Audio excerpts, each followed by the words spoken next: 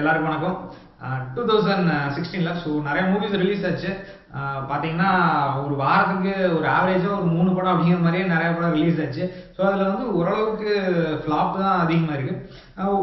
எல்லா ஃப்ளாப் மூவிஸும் பார்க்காம ஒரு குறிப்பிட்ட சில ஃப்ளாப் மூவிஸ் மட்டும் என்ன அப்படிங்கிறத பார்த்துடலாம். Ladies first. த்ரிஷா நடித்த நாயகி.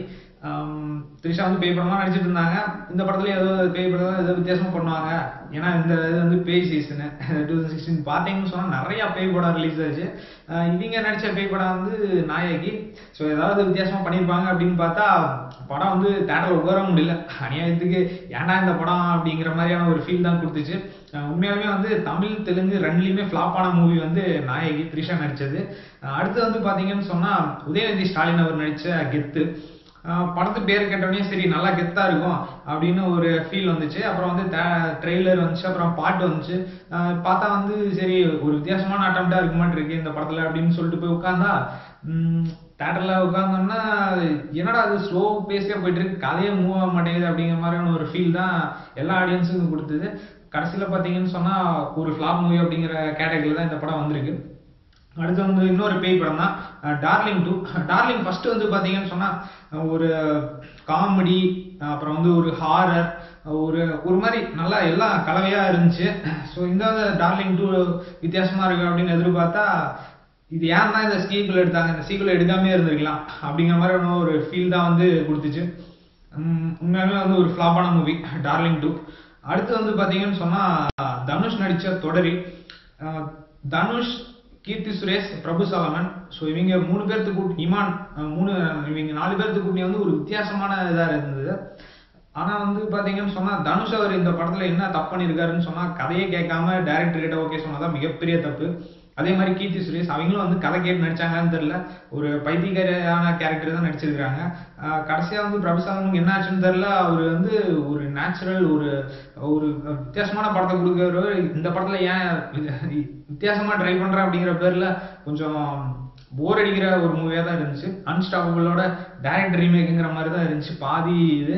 அப்புறம் வந்து அந்த ட்ரெயின் அந்த கடைசியில வந்து சாங் வச்சதெல்லாம் அந்த சாவரா அப்படிங்கிறப்ப சாங் வச்சதெல்லாம் வந்து எல்லாரும் உட்கார முடியல சத்தியமா. அது வந்து ஒரு ஃப்ளாப் மூவியா தான் முடிஞ்சிருக்கு.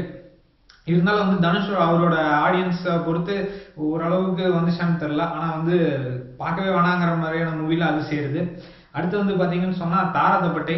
பாலா படம் அப்படின்னு சொன்னாலே ஒரு மாதிரி பைத்தியம் முடிச்சிற மாதிரியான ஒரு ஃபீல் தான் இருக்கும்.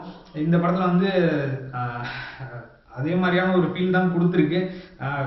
ஏன்னா இந்த படத்துல போய் உட்கார்ந்தோம் அப்படிங்கிற ஒரு மனசுல சொல்லிட்டே இருந்தது. ஐயோ தெரியாதனமா இந்த படத்துக்கு வந்துட்டோமே, எப்படா இந்த படத்தை முடிப்பாங்க. பாதி படம் கொஞ்ச நேரம் ஆரம்பிச்சு கொஞ்ச நேரத்துலேயே கிளம்பி போனவங்க தான் அதிகம் இந்த படத்துல வந்துவீங்க.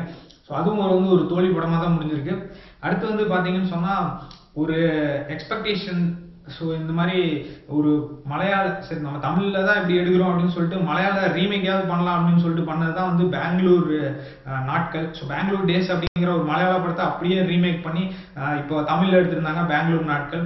அதுவும் வந்து ஒரு ரீமேக் சப்ஜெக்ட், ஹிட்டான சப்ஜெக்டை வந்து எப்படி தோல்வி படமாக மாற்றலாம் அப்படிங்கிறது வந்து இந்த படம் வந்து ஒரு எடுத்துக்காட்டு அப்படின்னு தான் சொல்ல முடியும். அதுவும் வந்து ஒரு தோல்வி படத்தில் தான் முடிஞ்சிருக்கு. அடுத்து வந்து பார்த்தீங்கன்னு சொன்னால் எல்லாரும் எக்ஸ்பெக்ட் பண்ணி ஒரு மிகப்பெரிய ப்ரொமோஷனல் ஸ்ட்ராட்டஜியோட ரிலீஸ் ஆன படம் வந்து ஜில் ஜங்ஜக். சித்தார்த் அவர் வந்து ஒரு வித்தியாசமான ப்ரொமோஷனல் ஸ்ட்ராட்டஜி. ஸோ யூடியூப்லாம் நீங்கள் பார்த்துருந்தீங்க அப்படின்னு சொன்னால் உங்களுக்கே தெரிஞ்சிருக்கும் இந்த படத்தில் ஏதோ இருக்குமாட்டு இருக்கு அப்படிங்கிற மாதிரி ஒரு ஃபீல் கொடுத்துச்சு.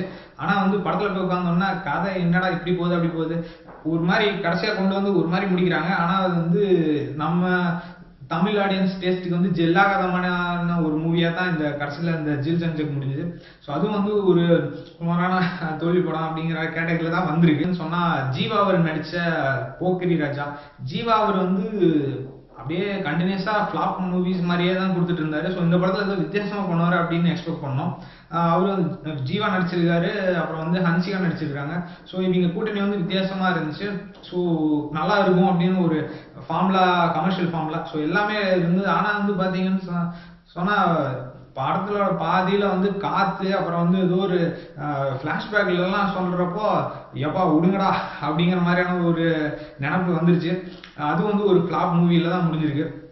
ஸோ இதெல்லாம் தான் வந்து ஒரு குறிப்பிடத்தகுந்த ஃப்ளாப் மூவிஸு.